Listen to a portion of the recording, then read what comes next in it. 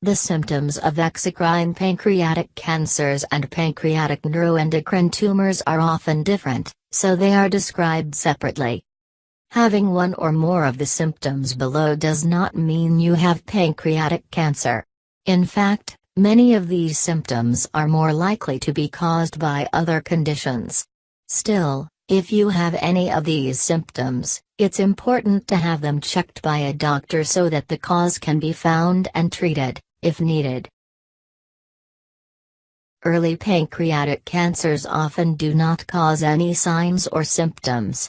By the time they do cause symptoms, they have often already spread outside the pancreas. Jaundice and related symptoms. Jaundice is yellowing of the eyes and skin. Most people with pancreatic cancer, and nearly all people with ampullary cancer, will have jaundice as one of their first symptoms. Jaundice is caused by the buildup of bilirubin, a dark yellow-brown substance made in the liver. Normally, the liver excretes bilirubin as part of a liquid called bile. Bile goes through the common bile duct into the intestines, where it helps break down fats. It eventually leaves the body in the stool. When the common bile duct becomes blocked, bile can't reach the intestines, and the level of bilirubin in the body builds up. Cancers that start in the head of the pancreas are near the common bile duct. These cancers can press on the duct and cause jaundice while they are still fairly small, which can sometimes lead to these tumors being found at an early stage. But cancers that start in the body or tail of the pancreas don't press on the duct until they have spread through the pancreas. By this time, the cancer has often spread beyond the pancreas as well. When pancreatic cancer spreads, it often goes to the liver. This can also lead to jaundice. Dark urine. Sometimes, the first sign of jaundice is darker urine. As bilirubin levels in the blood increase, the urine becomes brown in color. Light-colored or greasy stools. Bilirubin normally helps give stools their brown color. If the bile duct is blocked, stools might be pale or gray. Also, if bile and pancreatic enzymes can't get through to the intestines to help break down fats, the stools can become greasy and might float in the toilet. Itchy skin. When bilirubin builds up in the skin, it can start to itch as well as turning yellow. Pancreatic cancer is not the most common cause of jaundice. Other causes, such as gallstones, hepatitis, and other liver and bile duct diseases, are much more common. Belly or back pain. Pain in the abdomen or belly or back is common in pancreatic cancer. Cancers that start in the body or tail of the pancreas can grow fairly large and start to press on other nearby organs, causing pain. The cancer may also spread to the nerves surrounding the pancreas, which often causes back pain.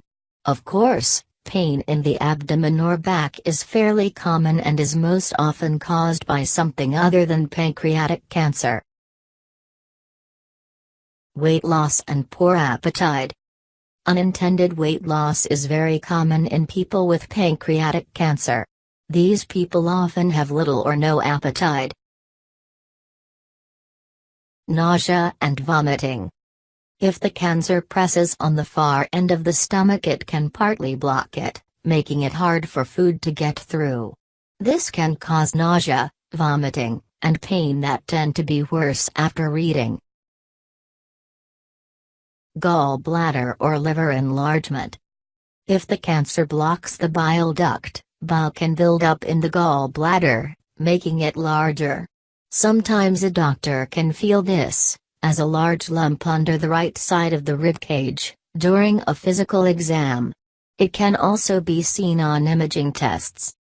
Pancreatic cancer can also sometimes enlarge the liver, especially if the cancer has spread to the liver.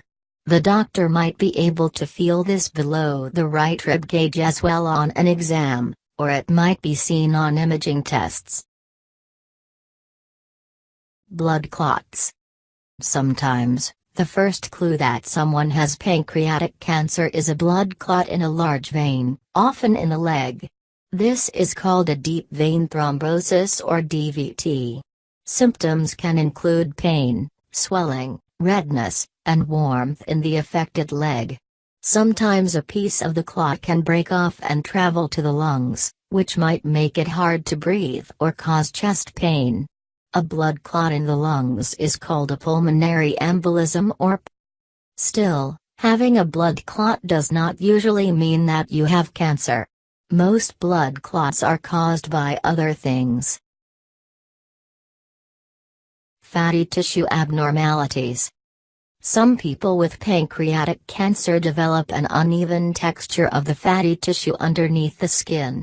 This is caused by the release of the pancreatic enzymes that digest fat. Diabetes. Rarely, pancreatic cancers cause diabetes, high blood sugar, because they destroy the insulin-making cells. Symptoms can include feeling thirsty and hungry, and having to urinate often. More often, cancer can lead to small changes in blood sugar levels that don't cause symptoms of diabetes but can still be detected with blood tests. Signs and symptoms of pancreatic neuroendocrine tumors. Pancreatic neuroendocrine tumors often release excess hormones into the bloodstream. Different types of tumors make different hormones, which can lead to different symptoms. Gastrinomas. These tumors make gastrin, a hormone that tells the stomach to make more acid. Too much gastrin causes a condition known as Zolling-Ellison syndrome, in which the stomach makes too much acid. This leads to stomach ulcers, which can cause pain, nausea, and loss of appetite. Severe ulcers can start bleeding. If the bleeding is mild, it can lead to anemia, too few red blood cells, which can cause symptoms like feeling tired and being short of breath. If the bleeding is more severe, it can make stool black and tarry. Severe bleeding can itself be life-threatening.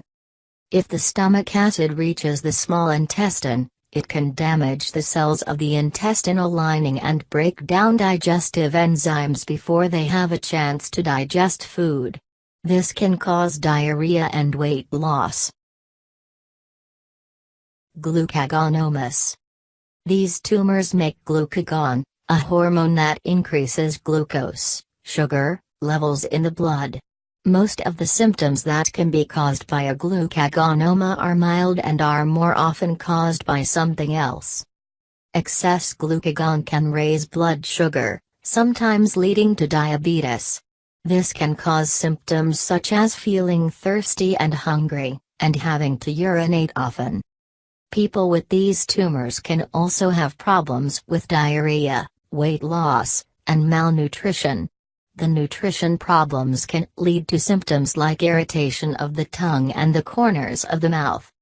The symptom that brings most people with glucagonomas to their doctor is a rash called necrolytic migratory erythema. This is a red rash with swelling and blisters that often travels from place to place on the skin. Insulinomas. These tumors make insulin, which lowers blood glucose levels. Too much insulin leads to low blood sugar, which can cause symptoms like weakness, confusion, sweating, and rapid heartbeat. When blood sugar gets very low, it can lead to a person passing out or even going into a coma and having seizures. Somatostatinomas. These tumors make somatostatin, which helps regulate other hormones. Symptoms of this type of tumor can include belly pain, nausea, poor appetite, weight loss, diarrhea, symptoms of diabetes, feeling thirsty and hungry, and having to urinate often, and jaundice, yellowing of the skin and eyes. The early symptoms of a somatostatinoma tend to be mild and are more often caused by other things, so these tumors tend to be diagnosed at an advanced stage. Often, They are not found until they spread to the liver, when they cause problems like jaundice and pain. VI pomus.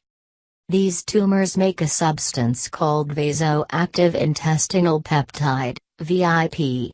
Too much VIP can lead to problems with diarrhea. This may be mild at first, but gets worse over time. By the time they are diagnosed, most people have severe, watery diarrhea. Other symptoms can include nausea, vomiting, muscle cramps, feeling weak or tired, and flushing, redness and warmth in the face or neck. People with these tumors also tend to have low levels of acid in their stomachs, which can lead to problems digesting food.